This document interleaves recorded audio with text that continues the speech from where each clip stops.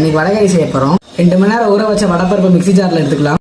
வரமிளகா, சீரகம் கொஞ்சம், தேவையான உப்பு எடுத்துக்கலாம். ரொம்ப நைஸாக இல்லாமல் 1-2 அரைச்சிக்கலாங்க. எண்ணெய் காஞ்சதுக்கப்புறம் அப்படியே சின்ன சின்னதாக போட்டுக்கலாம். வெந்தால் போதும், கலர் மாறணும்னு அவசியம் இல்லை. வெங்காயம் போட்டுக்கலாம். இஞ்சி பூண்டு பேஸ்ட் போட்டுக்கலாம். நல்லா வணங்கிடுச்சு, தக்காளி சேர்த்துக்கலாம். தேவையான உப்பு, மஞ்சள்தூள், மல்லித்தூள் போட்டுக்கலாம். மிளகாத்தூள், கறி மசால்,